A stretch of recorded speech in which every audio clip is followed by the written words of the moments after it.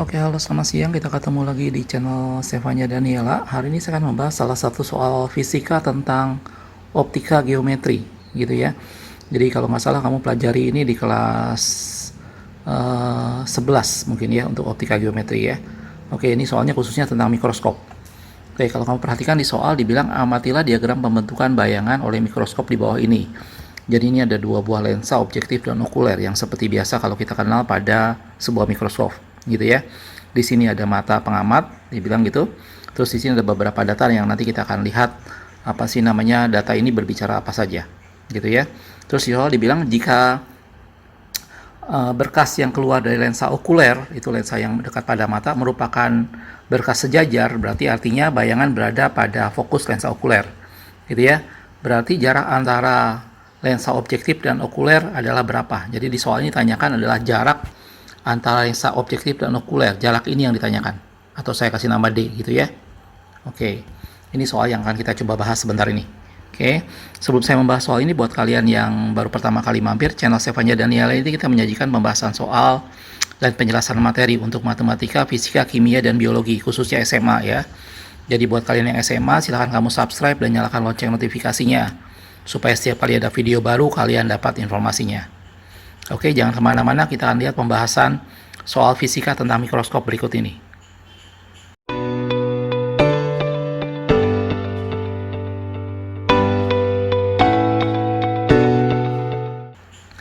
Nah, baik, sebelum kita membahas soal ini, beberapa data yang tadi saya sudah bilang, di banyak data yang bertebaran di sini ada 2,2 cm, ada 2 cm, di sini ada 8 cm juga.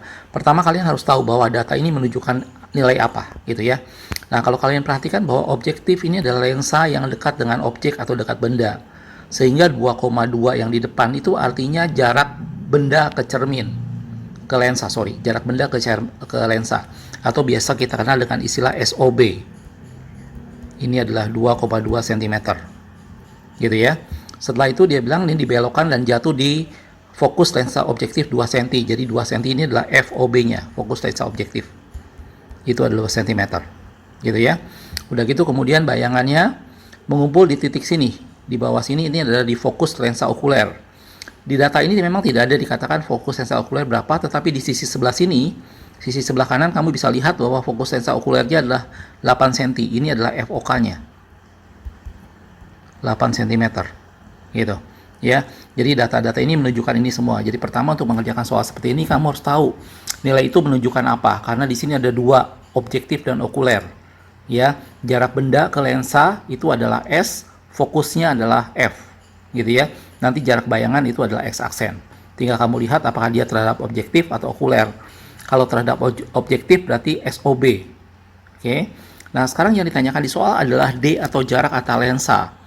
Jarak antar lensa ini kamu lihat bahwa ini adalah jarak dari sini sampai sini ditambah dengan yang sebelah sini. Betul ya? Nah, yang ini sampai tengah ini adalah bayangan dari lensa objektif atau S aksen OB.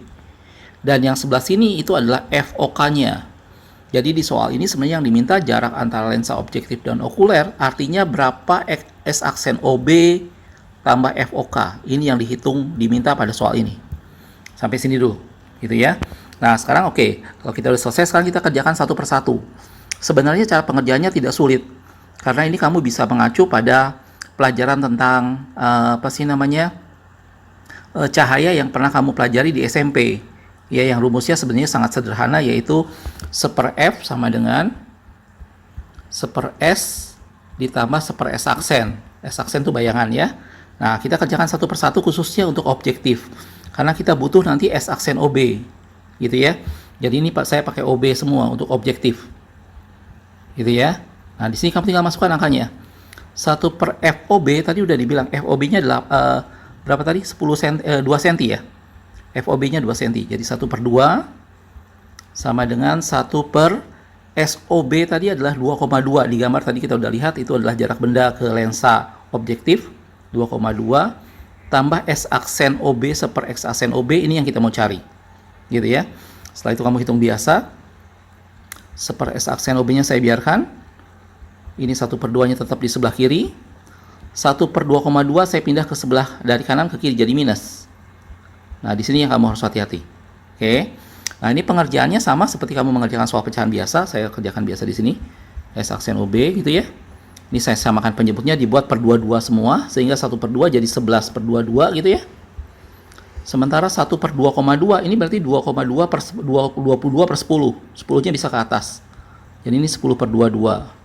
Sehingga didapat ini tinggal penyebutnya udah sama jadi 1 per 22. Tapi ini masih 1 per S aksen OB. Sehingga nilai S aksen OB-nya itu adalah 22 cm. Gitu ya. Jadi jarak dari sini sampai sini ini 22 cm. Kita udah tahu nih, 22 cm. Nah, sementara yang ini adalah FOK yaitu 8 cm. Gitu ya, sehingga dengan mudah akhirnya kamu bisa dapatkan berapa nilai dari jarak dua lensa tadi. Itu adalah S aksen OB tambah FOK, itu adalah 22 ditambah dengan 8 cm, yaitu 30 cm. Ini adalah jarak kedua lensa pada mikroskop ini, gitu ya. Kalau kamu lihat dalam pilihannya itu 30 cm ada di D. Ya, bisa ya. Jadi mudah-mudahan soal ini kamu bisa mengerti. Jadi untuk mengerjakan soal mikroskop, kamu tidak usah bingung dengan data yang bertebaran di gambar, gitu ya. Kamu breakdown satu-satu nilai datanya apa, gitu ya. Fokus kepada masing-masing lensa. Kalau lensa objektif berarti dia ada SOB dan FOB. Kalau lensa okuler berarti dia ada FOK dan SOK tentunya, gitu ya. Dan diminta di soal adalah jarak antar lensa. Jarak antar lensa ini tidak didefinisikan, tetapi dari gambar kamu tahu bahwa jarak antar lensa artinya S aksen OB tambah FOK, gitu ya. Nah, setelah itu kamu tinggal kerjakan biasa, cari masing-masing dengan rumus yang pernah kamu pelajari di SMP, gitu ya. Dapatlah S aksen OB-nya dan ditambah dengan FOK, itulah jarak antar kedua lensa. Bisa ya. Kalau masih ada sesuatu yang kamu bingung, kamu boleh tanya, tulis pertanyaan kamu di kolom komentar ya. Sekali lagi buat kamu yang belum subscribe, silakan subscribe. Dan juga kalau kamu punya soal yang dibuatkan video pembahasannya, silakan kamu foto dan kirim ke alamat email yang tertera di deskripsi. Nanti kita akan buatkan video pembahasannya. Oke, tetap semangat ya. Jangan lupa share juga ke teman-temanmu yang lain. Makasih sudah menonton.